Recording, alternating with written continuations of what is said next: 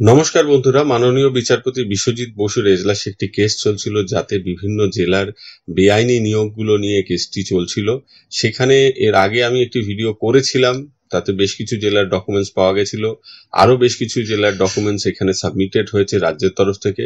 কিন্তু মাননীয় বিচারপতি গত 7ই মে তার অর্ডারে বলেছেন যে এই যে বিভিন্ন ইলিগাল অ্যাপয়েন্টমেন্টগুলো চেক করা হচ্ছে, নির্ধারণ করা হচ্ছে বা ডিটেক্ট করা হচ্ছে, সেক্ষেত্রে এখন যেটা করতে হবে, ডিআই অফ সেকেন্ডারি স্কুলস যারা তাদের জেলার যত ইন সার্ভিস টিচার্স রয়েছেন সেই রেসপেক্টিভ ডিস্ট্রিক্টের, তাদের সমস্ত তথ্যগুলো নিতে হবে অ্যাপয়েন্টমেন্ট সংক্রান্ত, এবং সেটা ডিজিটাইজ করে ফেলতে হবে।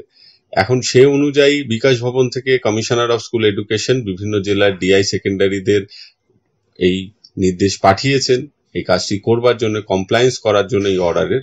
তো সে অনুযায়ী পূর্ব বর্ধমান জেলার অর্ডারটি আমার কাছে এসছে। ডিআই সাহেব যে অর্ডারটি করেছেন, অন্যান্য জেলায়ও সমতুল অর্ডার হবে। সেখানে পূর্ব বর্ধমান জেলার ক্ষেত্রে বলা হয়েছে যে প্রত্যেক স্টাফের থেকে সেলফ অথেন্টিকেটেড ডকুমেন্টস জমা নিতে হবে যারা এখন বর্তমানে স্কুলে কাজ করছেন, এবং আইএসএমএস এ একটি ফিল্ড আছে নতুন তৈরি করা হয়েছে, সেইখানে সেই কালেক্টেড ডকুমেন্টস গুলো সব সাবমিট করতে হবে, তার ইনফরমেশন গুলো।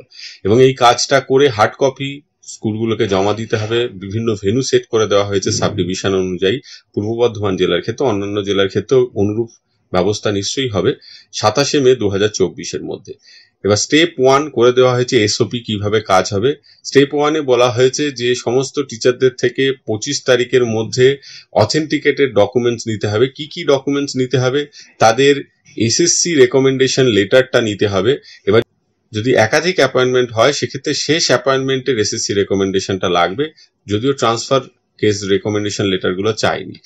কপি অফ অ্যাপয়েন্টমেন্ট লেটার, যেটা বোর্ডের থেকে হতে পারে বা স্কুলের ম্যানেজিং কমিটি থেকে হতে পারে, সেটাও শেষ নিয়োগের ক্ষেত্রে অনলি দ্য লাস্ট ওয়ান যদি একাধিক নিয়োগ থাকে। Copy of approval memo for the present posting, যে প্রেজেন্ট পোস্ট আছে সেইটার কিন্তু অ্যাপ্রুভাল মেমো চেয়েছে, সেইটা এই জেলার ক্ষেত্রে পূর্ব বর্ধমান জেলার মেমোটি দিতে হবে। Mandatory if A non SSC candidate হলে এটা অবশ্যই দিতে হবে। এছাড়া যারা এসএসসি তে রেকমেন্ডেশন লেটার পায়নি, অর্থাৎ তার আগে 1999 সালের আগে নিয়োগ, সেক্ষেত্রে এমসি যে প্যানেল অ্যাপ্রুভাল মেমো সেটাও কিন্তু, বা এছাড়া অন্য কোনো এভিডেন্স যদি থাকে, কারো যদি কোর্ট কেসের মাধ্যমে কোনো নিয়োগ হয়ে থাকে, সেই সমস্ত তথ্যগুলো কিন্তু সেলফ অথেন্টিকেট করে স্কুলের হেড অফ দ্য ইনস্টিটিউটের কাছে জমা দিতে হবে। এরপর সমস্ত ডকুমেন্ট পেয়ে হেড অফ দ্য ইনস্টিটিউট যেটা করবেন সেটা হচ্ছে তিনি এই এসএসসি রেকমেন্ডেশন লেটারের মেমো নাম্বার আর ডেটটা খুব ভালো করে পরিষ্কার করে এক জায়গায় নোট করে নেবেন। এটাকে অনলাইনে সাবমিট করতে হবে, এবং যে যে হার্ড কপিগুলো তিনি জমা নিয়েছেন সেই সমস্ত হার্ড কপির সাথে তিনি একটি ফরওয়ার্ডিং লেটার লিখবেন, যেখানে পরিষ্কার করে বর্তমানে কতজন টিচার ওয়ার্কিং রয়েছেন এবং কতজন টিচারের ইনফরমেশন তিনি পেয়েছেন, জমা দিচ্ছেন, সেই তথ্যটা দেবেন।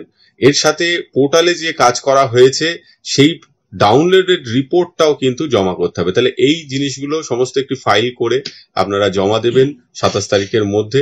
এই ডকুমেন্টসগুলো যাতে পোর্টালে আপলোডের ক্ষেত্রে যে ফার্নিশ করা হবে, বাকি ডকুমেন্টস তো যেরকম পাচ্ছেন স্টাফের থেকে সেরকম জমা করে দেবেন হার্ড কপিগুলো, কিন্তু পোর্টাল আপলোডের ক্ষেত্রে 100% অ্যাকুরেসি মেনটেন করতে হবে, এবং যদি কোনো ভুল ভ্রান্তি হয় তার সম্পূর্ণ দায় কিন্তু বিদ্যালয় প্রধানদের উপর বর্তাবে।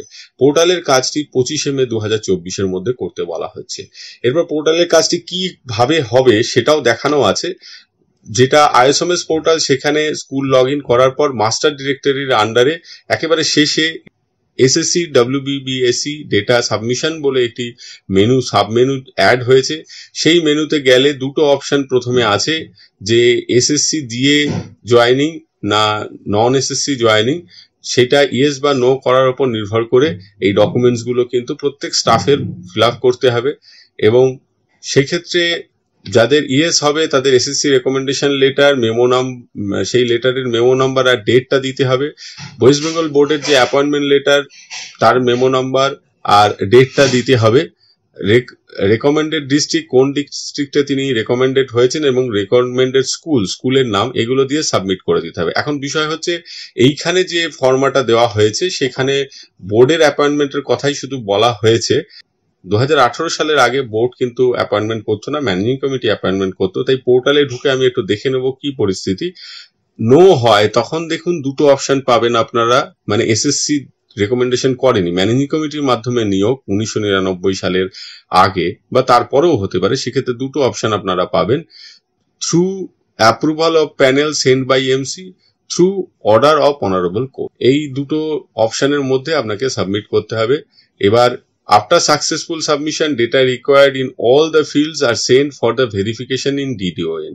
এইখানে প্রথম পেন্ডিং থাকবে, ভেরিফিকেশন হয়ে গেলে যখন ভেরিফিকেশন ডিডিওএন থেকে করে দেবে তখন আপনার স্ট্যাটাসটা দেখাবে ভেরিফাইড এবং তখন কিন্তু আপনার কাজটা সম্পন্ন হবে। এবার আমরা পোর্টালে গিয়ে একটু দেখে নিই কিরকম কি পরিস্থিতি রয়েছে।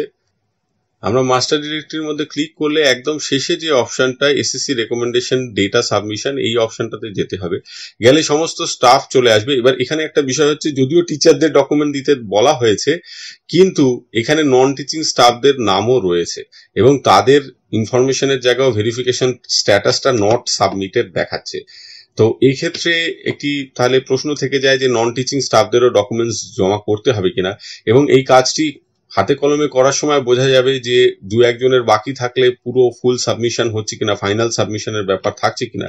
তাহলে সেক্ষেত্রে দুটো অপশন আছে, হয় নন টিচিং স্টাফদের নাম এখান থেকে বাদ দিতে হবে কিংবা নন টিচিং স্টাফদের ইনফরমেশন গুলো আপনাদের পূরণ করে দিতে হবে।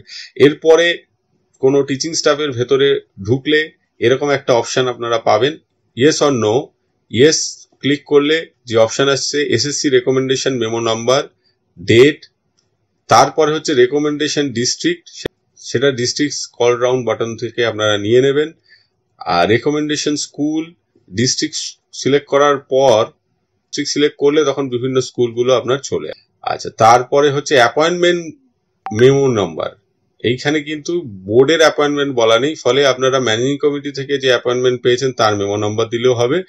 অ্যাপয়েন্টমেন্ট মেমো ডেট, সেটা এরকম ভাবে আপনারা সিলেক্ট করে নিতে পারবেন। তাহলে ব্যাপারটা বোর্ডের যেটা বলা ছিল আপনাদের যে এসওপিতে, সেটা দেখা যাচ্ছে প্র্যাকটিক্যালি নেই, ফলে এখানে আর কোনো সমস্যা থাকছে না। সাবমিট ইন্ডিভিজুয়াল স্টাফের করতে হবে, কিন্তু কাজটা অত্যন্ত কেয়ারফুলি করতে হবে। আজকে এই পর্যন্ত, সকলে ভালো থাকবেন, সুস্থ থাকবেন, ধন্যবাদ।